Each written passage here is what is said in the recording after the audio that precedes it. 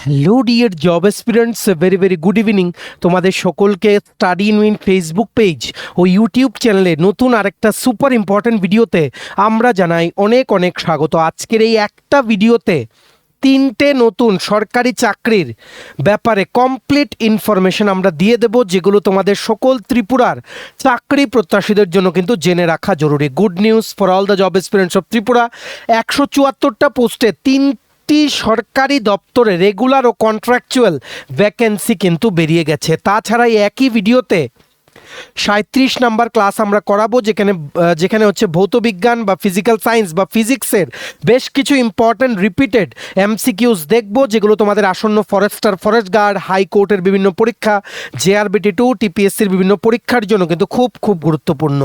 So super important video, তোমরা অবশ্যই share করবে। আর যারা ফার্স্ট টাইম দেখছো আমাদের ভিডিওটা, চ্যানেলটা তোমরা সাবস্ক্রাইব করবে। যারা ইউটিউবে দেখছো পেজটা ফলো করবে। যারা ফেসবুক পেজে দেখছো, স্টাডি ইন ফলো করলে সমস্ত চাকরির আপডেট তোমরা টাইম টু টাইম কিন্তু পেয়ে যাবে। কোনো আপডেট তোমাদের আমরা কিন্তু মিস হতে দেব না।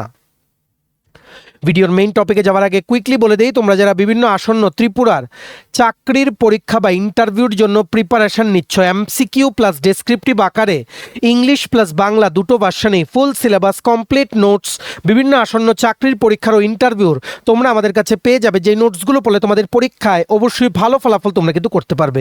কোন কোন পরীক্ষার নোটস আছে? For example, forester, forest guard, special executive interview, JRBT1 group C 430টা পোস্টের interview, JRBT2 group C group D, ward secretary, assembly group C group D, jail police, jail warder, Tripura police sub inspector constable, TSR recruitment, TPSC stenographer, prelims ও mains, combine 5 senior computer assistant, Tripura হাইকোর্টের আন্ডারে junior administrative assistant, senior computer assistant, system assistant ও group D পরীক্ষার notes, software টিআরএমের বিভিন্ন পরীক্ষার notes, SSC GD constable, MTS, RRB, NTPC group D সহ Tripura national international current affair সব কিছুর fully updated complete notes English Bangla দুটো ভার্সনে আমাদের থেকে নিয়ে পড়তে এক্ষুনি তোমরা আমাদের এই কন্ট্যাক্ট নাম্বারটা আগে নিজেদের মোবাইলে সেভ করো, করে ইন্টারনেট অন করে হোয়াটসঅ্যাপের কন্ট্যাক্ট লিস্টটা রিফ্রেশ করে দেখো, আমাদের এই নাম্বারের এগেনস্টে হোয়াটসঅ্যাপ শো করবে। এক্ষুনি হোয়াটসঅ্যাপে মেসেজ করে বলো কোন পরীক্ষার নোটস লাগবে, বাকি নোটসের ডিটেলস, ডেমো প্রাইস হোয়াটসঅ্যাপ মেসেজে রিপ্লাই করে আমরা তোমাদের বলে দেবো। দারুণ অফার আছে সব নোটসের উপরে, তোমরা কিন্তু এক্ষুনি আমাদের সাথে যোগাযোগ করতে পারো। আমাদের হোয়াটসঅ্যাপ নাম্বারটা নোট ডাউন করে রাখো, 6033157164। আবার বলে রাখছি, 6033157164। এইবার আমরা ভিডিওর মেইন টপিকে চলে যাচ্ছি। সবচেয়ে প্রথম দুর্দান্ত তিনটে আপডেট তোমাদের দিয়ে দেব নতুন চাকরির বিজ্ঞপ্তির, তারপর আমরা ক্লাসটা দেখব। সবচেয়ে প্রথম নোটিফিকেশন চলে এসছে একটা সরকারি স্কুল থেকে বড় নিয়োগ বিজ্ঞপ্তির। এটা এসছে from Eklavya model residential school, যেটা হচ্ছে কিল্লা, উদয়পুর, গোমতী, ত্রিপুরা জেলায়। কন্ট্রাকচুয়াল পোস্টে শিক্ষক ও অশিক্ষক পদে 15 জন কিন্তু নিয়োগ করা হবে ওয়াক ইন ইন্টারভিউর মাধ্যমে। ভালো বেতনের চাকরি, সবাই কিন্তু আবেদন করো। ইন্টারভিউর তারিখ হচ্ছে 31 আগস্ট ও 1 সেপ্টেম্বর। আবেদন করার প্রসেসটা হচ্ছে, প্রথমে অনলাইনে ফ্রি রেজিস্ট্রেশন করতে হবে। তারপর যেদিন ওয়াক ইন ইন্টারভিউ ডেট, তোমাদের সমস্ত অরিজিনাল ও xerox copy of all the documents নিয়ে সেই স্থানে কিন্তু নির্দিষ্ট টাইমের মধ্যে তোমাদের যেতে হবে। স্কুলের অ্যাড্রেসটা কোনটা? সেটা হচ্ছে Killa RD block, near Killa Bazar, Udaipur, Gomati, Tripura. Last date online registration করার হচ্ছে 29 আগস্ট 2026। কাউর যাতে মিস না হয়। দুর্দান্ত কিন্তু স্যালারি। কি লিখেছে দেখে রাখো, tentative vacancy for contractual staff recruitment in EMRS Killa Tripura for 2026-27। Applications are invited for engagement against the following posts on purely temporary and contractual basis for the academic session 2026-27 or until the regular incumbent joins, whichever is earlier. Eligible candidates are required to appear for the walk-in interview at the designated venue. Candidates must bring a duly filled application form, hard copy, along with all original documents, self-attested photocopies of relevant certificates or documents, valid ID proof and 2 recent passport size photographs on the day of interview. কি কি নিয়ে যেতে হবে ইন্টারভিউর দিন? আশা করি তোমরা বুঝতে পেরেছো। সমস্ত অরিজিনাল ডকুমেন্টস, রেজিউম বা বায়োডাটা বা সিভি নিয়ে যাবে, আর তোমাদের জেরক্স করা নিজে সাইন করা সেলফ অ্যাটেস্টেড সমস্ত xerox copy of all the documents নিয়ে যাবে, আইডি প্রুফ নিয়ে যাবে, আধার কার্ড বা প্যান কার্ড বা ভোটার আইডি কার্ড, আর দুটো রিসেন্ট কালার পাসপোর্ট সাইজ ছবি কিন্তু নিয়ে যাবে। অনলাইন রেজিস্ট্রেশন করা আগে থেকে ম্যান্ডেটরি। যে লিঙ্কে গেলে তোমরা আজকেই অনলাইনে রেজিস্ট্রেশন করতে পারবে, সেই লিঙ্কটা তোমরা দুটো জায়গায় পেয়ে যাবে। একটা হচ্ছে আমাদের টেলিগ্রাম চ্যানেল, আর একটা হচ্ছে আমাদের হোয়াটসঅ্যাপ চ্যানেল। এক্ষুনি যারা ইউটিউবে ভিডিওটা দেখছো, এই ভিডিও ডেসক্রিপশন বক্সে দেখো, টাইটেলটার নিচেই ডেসক্রিপশন বক্স আছে, মোর ক্লিক করলে আসবে, সেখানে আমাদের Telegram channel WhatsApp channel join করার লিঙ্কটা দেওয়া আছে। যারা ফেসবুক পেজে ভিডিওটা দেখছো, ভিডিওর কমেন্ট সেকশনে দেখো, টেলিগ্রাম চ্যানেল বা হোয়াটসঅ্যাপ চ্যানেল যে কোনো একটা জয়েন করো, সেখানেই তোমরা লিঙ্কসগুলো কিন্তু পেয়ে যাবে। ঠিক আছে, 23 তারিখ থেকে শুরু হয়েছে, মানে আজকে থেকে শুরু হয়েছে, রোববার থেকে লাস্ট ডেট অনলাইন রেজিস্ট্রেশন করার ফ্রি, সম্পূর্ণ বিনামূল্যে হচ্ছে 29শে আগস্ট। 31শে আগস্ট কোন কোন পোস্টের ইন্টারভিউ হবে? PGT post graduate teacher physics history, TGT train graduate teacher Bengali, maths, English, TGT SST মানে সোশ্যাল স্টাডিজ আর কম্পিউটার সায়েন্স। 1 সেপ্টেম্বর হবে TGT arts music, PET female, hostel warden male, lab attendant, counsellor, staff nurse female, এগুলোর হবে। Physical education টিচারও কিন্তু নিয়োগ করা হচ্ছে। ভ্যান্যু দেখো, ইএমআরএস কিল্লা, সাউথ ব্রজেন্দ্রনগর, উদয়পুর, গোমতী, ত্রিপুরা। সকাল 9টা থেকে কিন্তু সেই স্কুলের ক্যাম্পাসে কিন্তু ইন্টারভিউ হবে। পিজিটি ফিজিক্স একটা পোস্ট, কোয়ালিফিকেশন যদি ওনাদের অ্যাড অনুযায়ী থাকে, স্যালারি হবে 35,000 টাকা প্রতি মাসে। পিজিটি হিস্ট্রি একটা পোস্ট, 35,000 টাকা প্রতি মাসে স্যালারি। টিজিটি বেঙ্গলি দুটো পোস্ট, 33,000 টাকা প্রতি মাসে স্যালারি। টিজিটি ম্যাথামেটিক্স একটা পোস্ট, 33,000 টাকা প্রতি মাসে স্যালারি। টিজিটি ইংলিশ 33,000 টাকা প্রতি মাসে স্যালারি একটা পোস্ট। টিজিটি সোশ্যাল স্টাডিজ 33,000 টাকা স্যালারি একটা পোস্ট। টিজিটি কম্পিউটার সায়েন্স 33,000 টাকা প্রতি মাসে স্যালারি একটা পোস্ট। টিজিটি আর্টস একটা পোস্ট, 33,000 টাকা প্রতি মাসে স্যালারি। টিজিটি মিউজিক একটা পোস্ট, 33,000 টাকা প্রতি মাসে স্যালারি। আর physical education teacher, hostel warden আর ল্যাব অ্যাটেন্ডেন্ট একটা একটা করে পোস্ট, সেগুলোর স্যালারি ওনারা মেনশন করেননি। ইন্টারভিউর দিন তোমরা গিয়ে জিজ্ঞেস করে নিও। কাউন্সিলার একটা পোস্ট, 35,400 টাকা প্রতি মাসে স্যালারি। স্টাফ নার্স মহিলা একটা পোস্ট, 29,200 টাকা প্রতি মাসে স্যালারি। এ হচ্ছে 15টা পোস্টে একটা বড় নিয়োগ বিজ্ঞপ্তি বেরিয়েছে একটাই সরকারি স্কুল থেকে, যেটা তোমাদের হচ্ছে কোনটা? একলব্য মডেল রেসিডেন্সিয়াল স্কুল, কিল্লা, উদয়পুর, গোমতী, ত্রিপুরাতে। 29শে আগস্ট ও 1 সেপ্টেম্বর কিন্তু 31শে আগস্ট 1 সেপ্টেম্বর কিন্তু ইন্টারভিউ। 29শে আগস্ট হচ্ছে অনলাইন ফ্রি রেজিস্ট্রেশন করার লাস্ট ডেট। দুর্দান্ত অপরচুনিটি সমস্ত ত্রিপুরার চাকরি প্রত্যাশীদের জন্য। এই পুরো নোটিফিকেশনের যে পিডিএফ আছে, সেটা ডাউনলোড করার লিঙ্কটাও তোমরা আমাদের টেলিগ্রাম চ্যানেল, হোয়াটসঅ্যাপ চ্যানেলে পেয়ে যাবে। ভিডিও ডেসক্রিপশন বক্স বা ফেসবুক পেজের এই ভিডিওর কমেন্ট সেকশনে তোমরা কিন্তু লিঙ্ক ক্লিক করে কিন্তু যে কোনো একটা তোমরা জয়েন করে নিতে পারো। এবার কুইকলি আমরা যোগ্যতাগুলো দেখে নেই। পিজিটি ফিজিক্সের জন্য পোস্ট গ্র্যাজুয়েট ডিগ্রি বা masters in physics plus BEd 50% marks নিয়ে পাস করতে হবে। পিজিটি হিস্ট্রির জন্য একটা পোস্ট, পোস্ট গ্র্যাজুয়েট ডিগ্রি বা masters in history plus BEd pass করা থাকতে হবে, 50% মার্কস।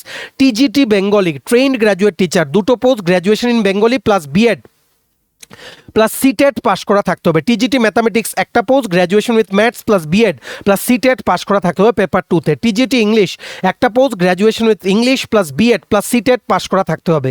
টিজিটি সোশ্যাল সায়েন্স একটা পোস্ট, গ্র্যাজুয়েশন করা থাকতে হবে হিস্ট্রি বা জিওগ্রাফিতে বা রিলেভেন্ট সাবজেক্ট যেমন পলিটিক্যাল সায়েন্স বলো, ইকোনমিক্স বলো, plus BEd plus CTET pass করা থাকতে হবে পেপার 2তে। টিজিটি কম্পিউটার সায়েন্স একটা পোস্ট, বিসিএ বা বিএসসি কম্পিউটার সায়েন্স বা আইটি বা বিটেক ইন কম্পিউটার সায়েন্স বা আইটি 50% পাস করা, মার্কস 50% মার্কস নিয়ে পাস করা থাকলেই হবে, কোনো বিএড কিন্তু লাগবে না। টিজিটি আর্টস একটা post, bachelor degree in drawing বা পেন্টিং বা স্কাল্পচার বা গ্রাফিক বা ফাইন বা ভিজুয়াল আর্টস 50% মার্কস নিয়ে পাস করা থাকতে হবে। টিজিটি মিউজিক একটা post, bachelor degree in music বা পারফর্মিং আর্টস লাগবে উইথ 50% মার্কস। পিইটি ফিমেল একটা post, bachelor degree in physical education বা রিলেভেন্ট ফিজিক্যাল এডুকেশন ডিগ্রি লাগবে, যেটা তোমাদের জেনারেলি লাগে।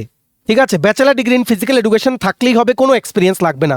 হোস্টেল ওয়ার্ডেন পুরুষ একটা পোস্ট, 4 বছরের ইন্টিগ্রেটেড ডিগ্রি লাগবে বা bachelor degree in any subject হলেই হবে, আগের এক্সপিরিয়েন্স থাকলে তোমাদের কিন্তু প্রেফারেন্স দেওয়া হবে। নেক্সট পোস্ট হচ্ছে ল্যাব অ্যাটেন্ডেন্ট একটা পোস্ট, মাধ্যমিক পাস করা থাকতে হবে প্লাস ল্যাবরেটরি টেকনিকের সার্টিফিকেট থাকতে হবে বা ডিপ্লোমা থাকতে হবে।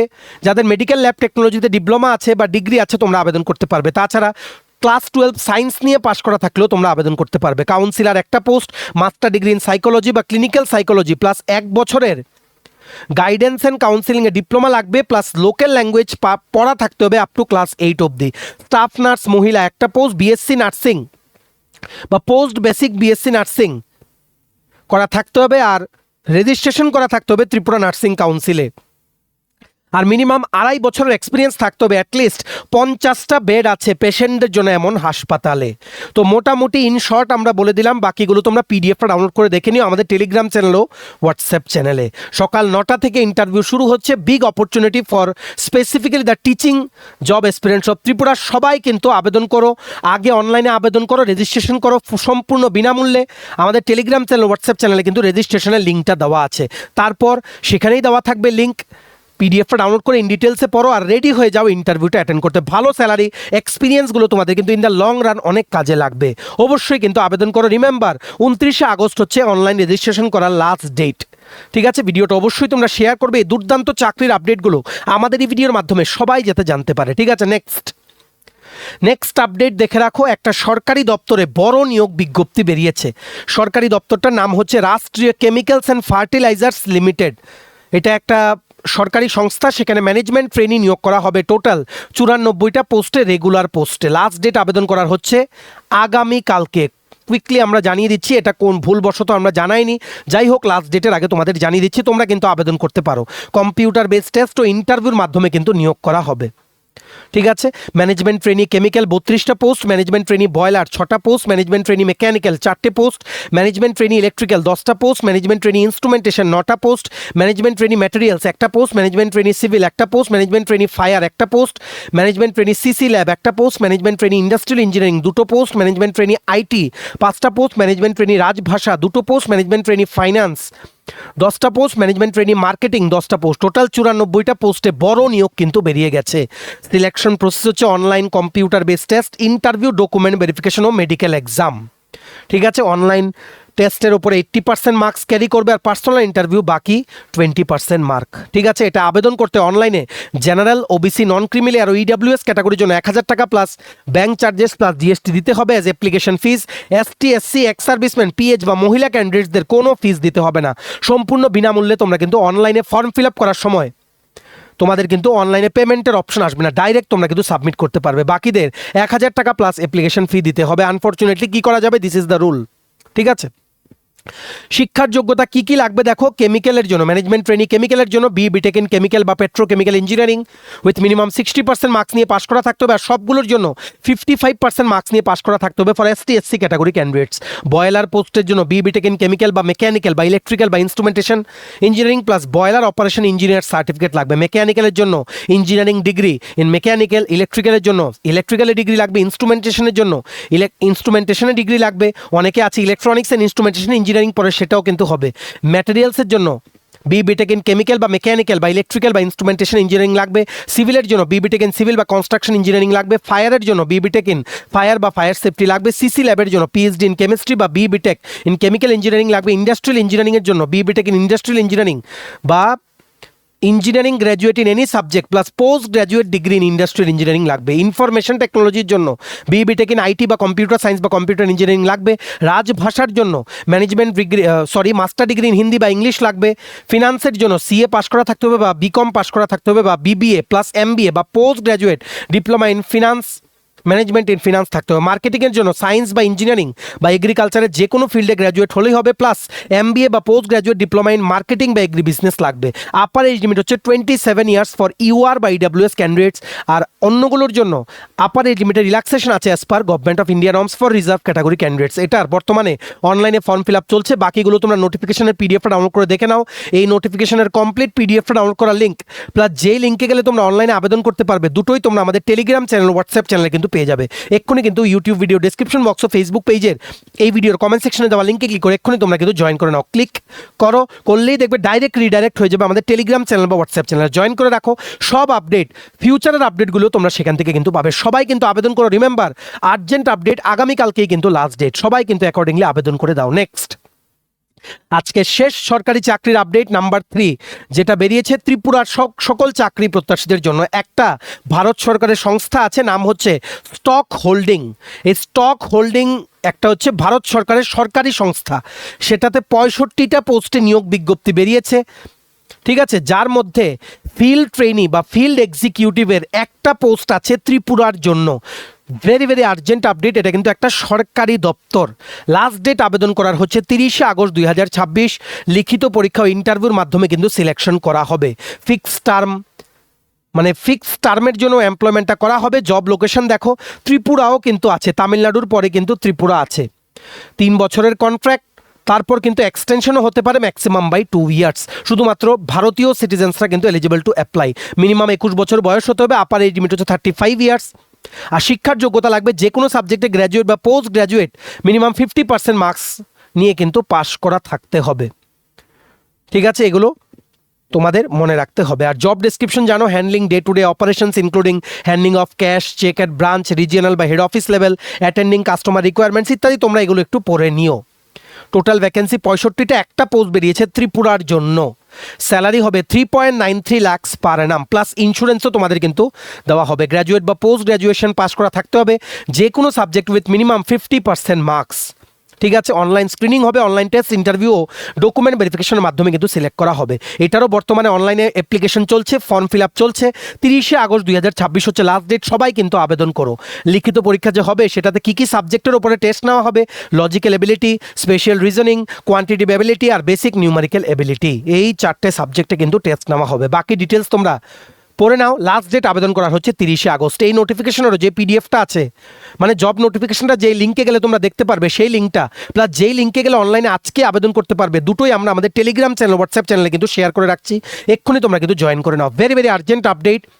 স্টক হোল্ডিং নামক গভর্নমেন্ট অফ ইন্ডিয়ার একদম সরকারি একটা কোম্পানিতে কিন্তু নিয়োগ বিজ্ঞপ্তি বেরিয়েছে। একটা পোস্ট আছে ত্রিপুরার জন্য। আমরা তোমাদের প্রমিস করেছিলাম আমাদের চ্যানেল ফলো করলে একটা চাকরির আপডেটও আমরা মিস হতে দেবো না। একটা পোস্ট বেরোলে আমরা তোমাদের জানিয়ে দেবো।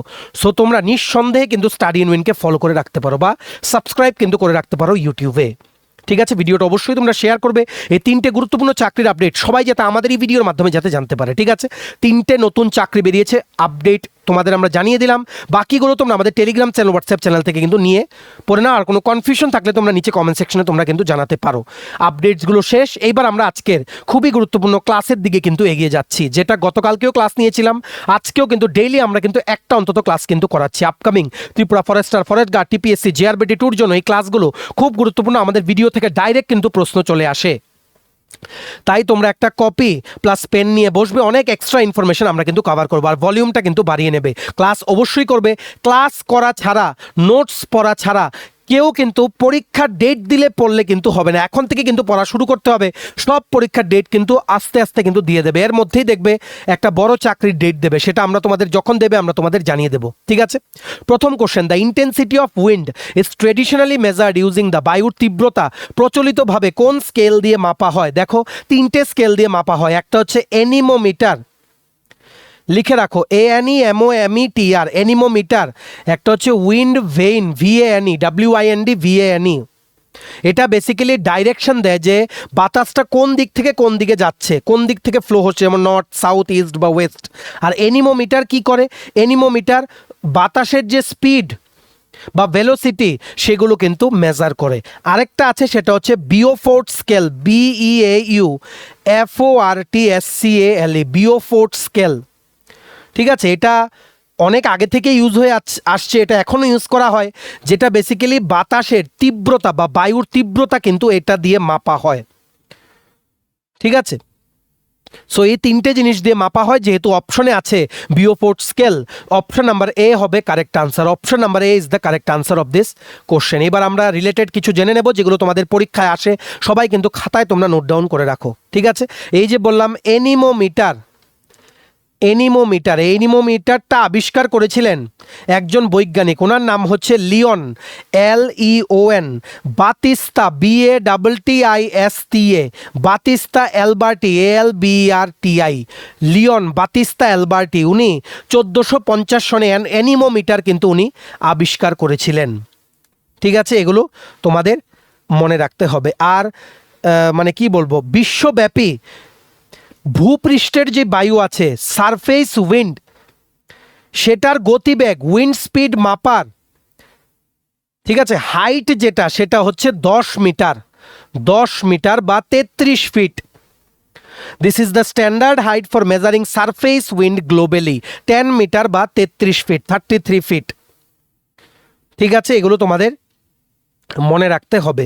আর মনে রাখবে এই যে বিউফোর্ড স্কেল যেটা বললাম, সেটা কিন্তু বায়ুর যে মানে গতি বা বেগ, উইন্ডের যে স্পিড আছে, ঠিক আছে, সেটাকে জিরো কালম, ইউনিটটা হচ্ছে CALM, জিরো কালম থেকে 12 হারিকেন ফোর্স, HFO বলা হয়, হারিকেন ফোর্স অবধি, ঠিক আছে, কিন্তু মাপে। জিরো মানে হচ্ছে কালম,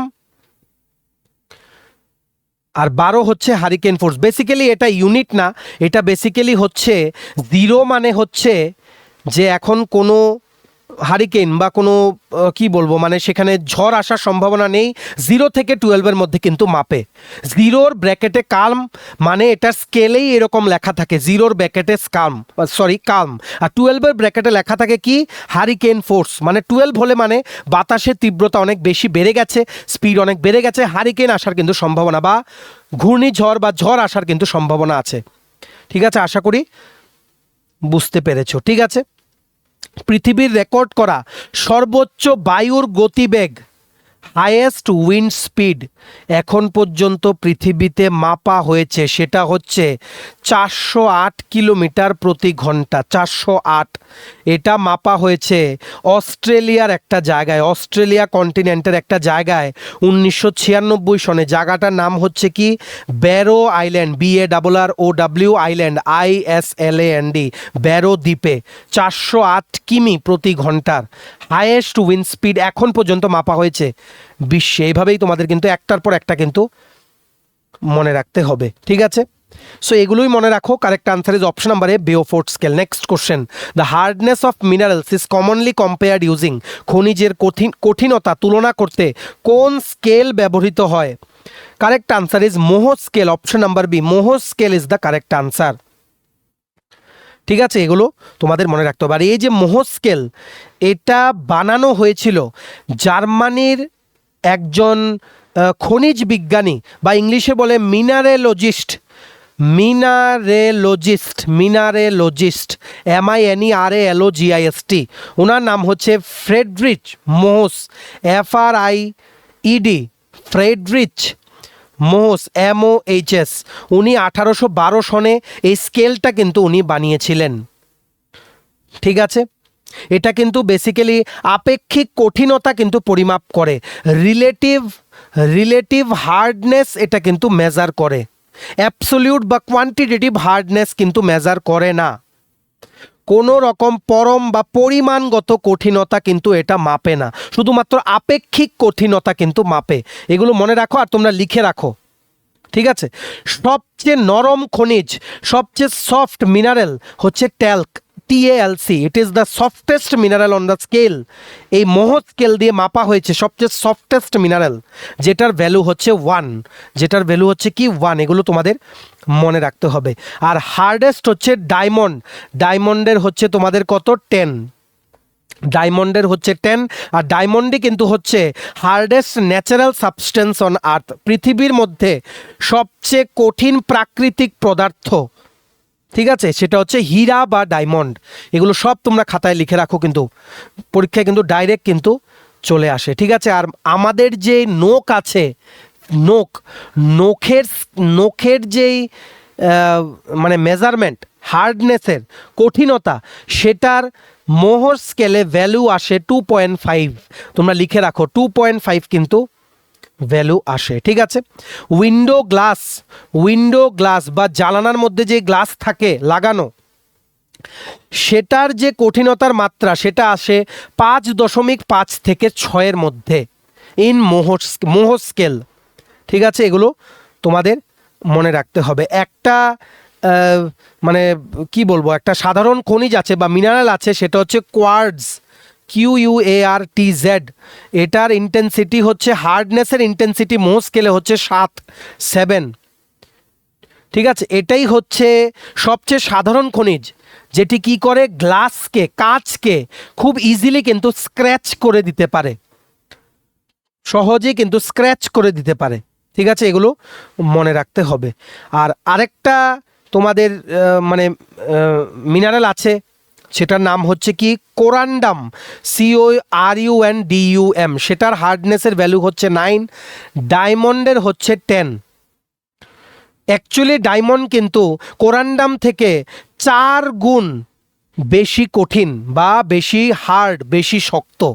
এটা তোমাদের কিন্তু মনে রাখতে হবে এই এক্সট্রা ফ্যাক্টসগুলো। Correct answer is option number B, Mohs scale. Next question, acid rain is mainly associated with atmospheric oxides of. Acid rain বা অম্ল বৃষ্টি প্রধানত বায়ুমণ্ডলে কোন অক্সাইডের উপস্থিতির সঙ্গে সম্পর্কিত? Correct answer is sulphur and nitrogen. Option number A is the correct answer. Option number A, sulphur and nitrogen is the correct answer.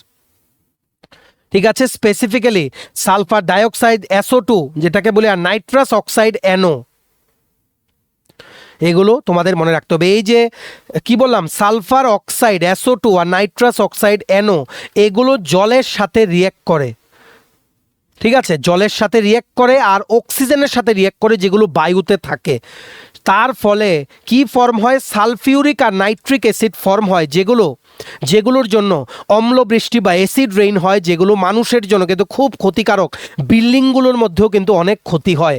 যে আমাদের আইকনিক তাজমহল আছে, one of the 7 wonders of the world, সেটিও কিন্তু acid রেইনের জন্য কিন্তু destroy কিন্তু হয়ে গেছিলো এককালে। তারপর কিন্তু পরে মেরামত করা হয়েছে। সাধারণ যে বৃষ্টি, সেটার pH হচ্ছে 5.6। কেন? কারণ এটার মধ্যে কার্বন ডাইঅক্সাইড কিন্তু মেশানো থাকে, ডিজলভ থাকে। এগুলো সব লিখে রাখো তোমরা। ঠিক আছে, বৃষ্টির জলকে তখনই আমরা অ্যাসিড রেইন বলতে পারবো যখন সেটার pH 5.2 বা 5-এর নিচে চলে যাবে, 5.2 বা 5.0-র নিচে যখন চলে যাবে। ঠিক আছে, আর এই যে অ্যাসিড রেইন বললাম, অ্যাসিড রেইন, এই অ্যাসিড রেইন টার্মটা ঠিক আছে এনেছিলেন প্রথম Robert, ROBERT, Robert Angus, ANGUS Smith, Robert Angus Smith 1872 সনে, 1872 সনে উনি কিন্তু এই টার্মটা উনি এনেছিলেন। ঠিক আছে, এগুলো মনে রাখতে হবে। সালফার ডাইঅক্সাইড যেটা SO2, এটা 60 থেকে 70% অ্যাসিড রেইন এটার কারণে হয়। নাইট্রাস অক্সাইড বা NO, এটার কারণে 30 থেকে 40% অ্যাসিড রেইন হয়। সো সবচেয়ে বেশি অ্যাসিড রেইন হয় সালফার ডাইঅক্সাইড বা SO2-র কারণে। Very important question. ঠিক আছে, সালফার ডাইঅক্সাইড SO2 কিসের সাথে রিয়্যাক্ট করে? ওয়াটার ভেপারের সাথে রিয়্যাক্ট করে কি বানায়? H2SO4, যেটা হচ্ছে সালফিউরিক অ্যাসিড। তেমনিভাবে নাইট্রাস অক্সাইড NO ওয়াটার ভেপারের সাথে রিয়্যাক্ট করে বানায় নাইট্রিক অ্যাসিড, ফর্মুলা হচ্ছে HNO3। ঠিক আছে, এগুলো ভালো করে মনে রাখো আর খাতায় কিন্তু নোট ডাউন তোমরা করে রাখো। ঠিক আছে, অ্যাসিড রেইনের জন্য কি হয়? টার্মটাকে বলা হয় স্টোন ক্যান্সার বলা হয়। যার জন্য কি হয়, যে তাজমহল আছে সেটার মধ্যে কিন্তু কি হয়, যে মার্বেলের যে স্ট্রাকচার আছে তাজমহলে, মার্বেল পাথরের, সেটি কিন্তু ক্ষয় হয়ে গেছিল। এগুলো মনে রাখতে হবে। এই যে অ্যাসিড রেইন পড়ার ফলে মার্বেলে যে কেমিক্যাল রিয়াকশনটা হয়, সেটা কি করে? মার্বেলের যে ক্যালসিয়াম কার্বনেট থাকে, ক্যালসিয়াম কার্বনেটকে জিপসামে কনভার্ট করে, GYPSUM, ক্যালসিয়াম কার্বনেট, CRBONATE আর ClClUm। এগুলো তোমাদের কিন্তু মনে রাখতে হবে। আর অ্যাসিড রেইন যখন জলে পড়ে, পুকুর, লেক, এগুলোতে যখন পড়ে, তখন কি করে? মাটির মধ্যে যে অ্যালুমিনিয়াম আছে, টক্সিক, ক্ষতিকারক যে অ্যালুমিনিয়ামগুলো আছে, সেগুলোকে লেকে বা পুকুরে নিয়ে সেগুলোকে ফেলে। তার জন্য মাছ, কচ্ছপ, কাঁকড়া সেগুলো কিন্তু মরে যায়। স্পেসিফিক্যালি যেগুলো জলে যারা বসবাস করে, কতটা ক্ষতিকারক তোমরা কিন্তু বুঝতে পারছো। ঠিক আছে, আর অ্যাসিড রেইনের জন্য গাছপালাতে যে ফটোসিনথেসিস হয়, সালোক সংশ্লেষ, খাবার বানানোর জন্য, অক্সিজেন প্রডিউস করার জন্য আমাদের জন্য, সেগুলোও কিন্তু অনেক বিঘ্নিত হয়। ঠিক আছে, আর মনে রাখবে 1972 সনে সুইডেন, SWEDEN, সুইডেনই ছিল প্রথম দেশ যেটার অ্যাসিড রেইন রিপোর্ট করেছিল, সুইডেন। ঠিক আছে, আর সবচেয়ে বেশি বিশ্বে অ্যাসিড রেইনের জন্য সবচেয়ে বেশি ক্ষতি হয়েছে কোন কোন দুটো দেশের? একটা হচ্ছে ক্যানাডা, লিখে রাখো ক্যানাডা, আর একটা হচ্ছে নর্থ ইস্ট ইউনাইটেড স্টেটস। উত্তর পূর্ব মার্কিন যুক্তরাষ্ট্র ও ক্যানাডা দেশের সবচেয়ে বেশি ক্ষতি হয়েছে এসিড রেইনের জন্য বিশ্বে, তুমি যদি ক্যালকুলেট করতে যাও।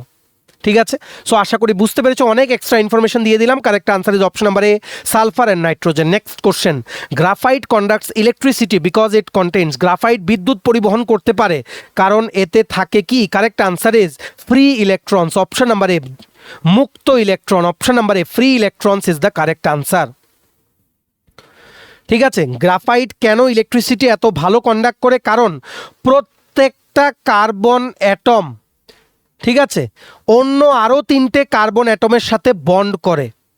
ঠিক আছে, তোমরা যে এগুলো মানে এই জিনিসটা অনেকটা কেমিস্ট্রি পড়লে তোমরা বুঝতে পারবে, যার জন্য প্রত্যেকটা অ্যাটমে একটা করে ফ্রি ভ্যালেন্স ইলেকট্রন থেকে যায়, free valence electron.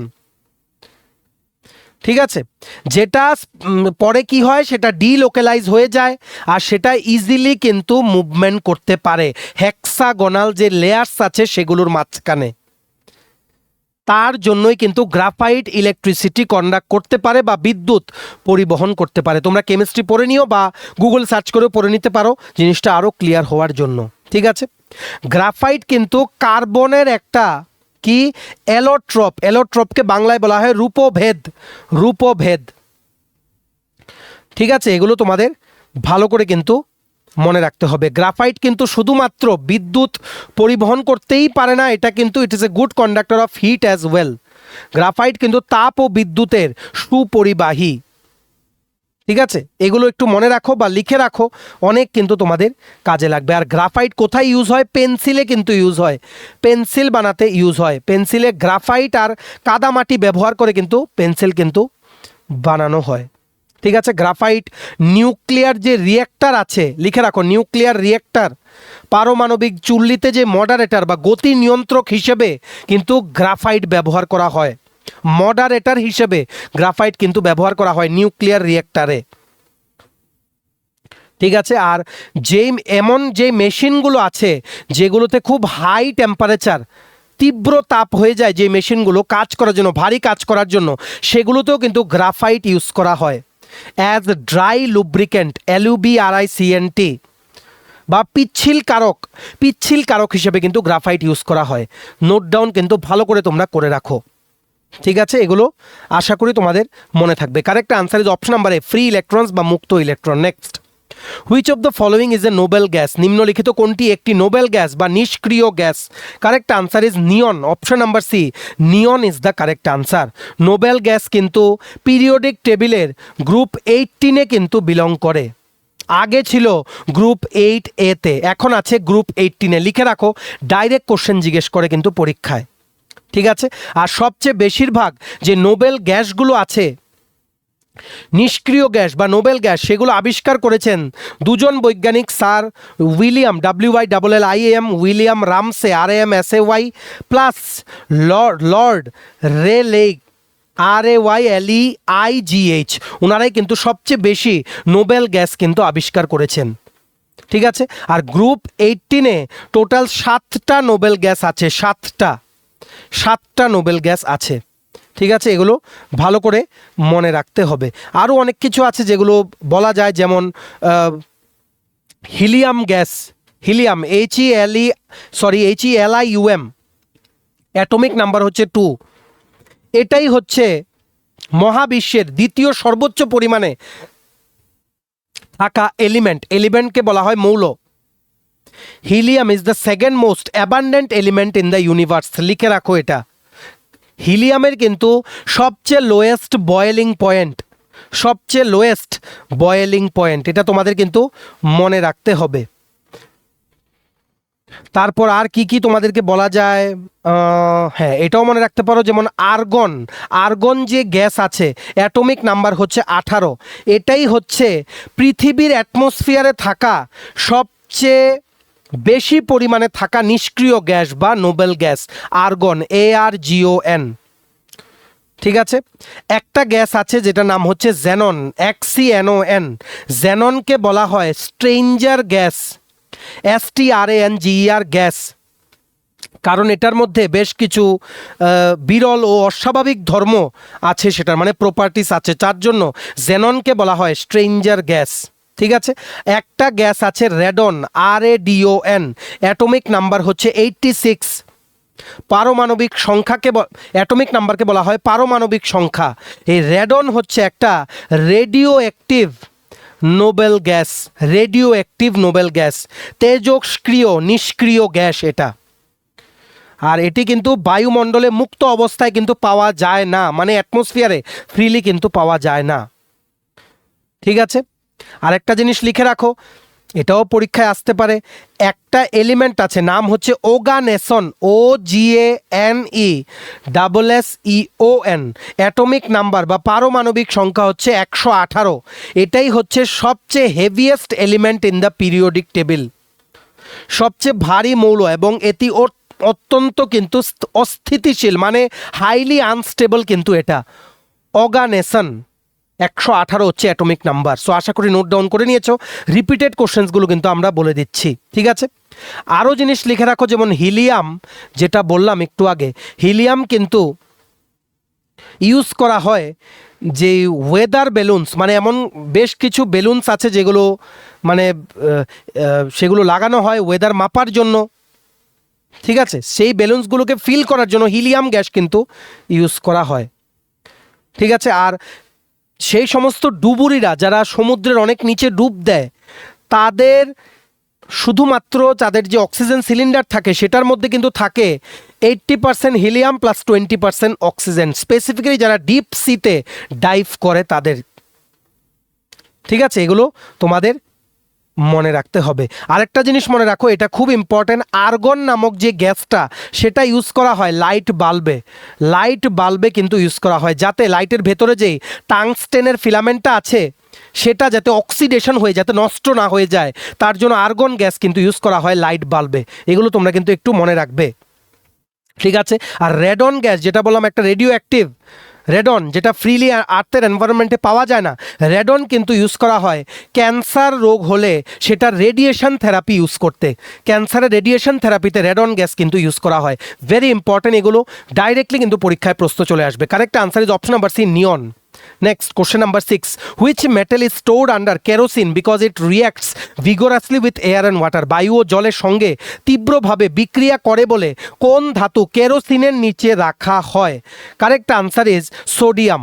Option number B, sodium is the correct answer. Actually সোডিয়ামকেও রাখা হয়, পটাশিয়ামকেও কিন্তু রাখা হয়, কারণ এগুলো বায়ু ও জলের সাথে খুব তাড়াতাড়ি কিন্তু রিয়্যাক্ট করে। ঠিক আছে, আর এগুলো হচ্ছে হাইলি রিঅ্যাক্টিভ অ্যালকালি মেটাল, যেগুলো পিরিয়ডিক টেবিলের গ্রুপ 1-এ কিন্তু এগুলো আছে। ঠিক আছে, আর এই সোডিয়াম পটাশিয়াম উভয়ই কিন্তু খুব সফট, তার জন্য কিন্তু ছুরি দিয়ে ইজিলি কিন্তু এগুলো কাটা যায়। ঠিক আছে, কেরোসিন বা আরেকটা আছে paraffin oil. Paraffin oil, PERAFFIN, paraffin অয়েলের মধ্যেও কিন্তু সোডিয়াম আর পটাশিয়ামকে কিন্তু রাখা হয় যাতে আর্দ্রতা মানে ময়েশ্চার আর অক্সিজেনের কন্ট্যাক্টে যাতে এগুলো না আসে। ঠিক আছে, এগুলো তোমাদের মনে রাখতে হবে। সোডিয়ামের অ্যাটমিক নাম্বার হচ্ছে 11, পটাশিয়াম যেটা আমরা কে দিয়ে রিপ্রেজেন্ট করি সেটা অ্যাটমিক নাম্বার হচ্ছে 19। ঠিক আছে, এগুলো মনে রাখতে হবে। আর মনে রাখবে সোডিয়াম গলে যায় কোন টেম্পারেচারে? 97.8 ডিগ্রি সেন্টিগ্রেড টেম্পারেচারে। পটাশিয়াম গলে যায় 63.5 ডিগ্রি সেন্টিগ্রেড টেম্পারেচারে। ঠিক আছে, এগুলো ভালো করে তোমাদের কিন্তু মনে রাখতে হবে। চলো বাকিগুলো আমরা নেক্সট ক্লাসে দেখবো। Correct answer is option number B, sodium. Next question number 7. Which gas is called silent killer because it is colorless and odorless and cause poisoning? বর্ণহীন ও গন্ধহীন হওয়ার জন্য কোন গ্যাসকে সাইলেন্ট কিলার বলা হয়? Correct answer is option number B, carbon monoxide, যেটার জন্য greenhouse it is one of the greenhouse gas, যেটার জন্য টেম্পারেচার বাড়ছে, গ্লোবাল ওয়ার্মিং কিন্তু হয়, তোমরা সবাই জানো। এই কার্বন মনোক্সাইডের কেমিক্যাল ফর্মুলা হচ্ছে CO। ঠিক আছে, এগুলো তোমাদের কিন্তু ভালো করে মনে রাখতে হবে। আর এই কার্বন মনোক্সাইড গ্যাসটা প্রথম আবিষ্কার করেছিলেন একজন মানে কি বলবো ফরাসি কেমিস্টকে কি বলা হয়, রসায়নবিদ, মোস্ট প্রবাবলি ফরাসি রসায়নবিদ। ওনার নাম হচ্ছে Joseph, JOSEPH, Joseph Priestley. JOSEPHPRIESTLEY উনি কিন্তু এটা আবিষ্কার করেছিলেন। ভালো করে তোমরা লিখে রাখো, 1772 সনে উনি কিন্তু আবিষ্কার করেছিলেন। ঠিক আছে, এগুলো তোমাদের মনে রাখতে হবে। হাইলি টক্সিক, আমাদের মানুষের জন্য কিন্তু highly toxic. So which contributes to atmospheric pollution as well? Carbon monoxide, option number B will be the correct answer.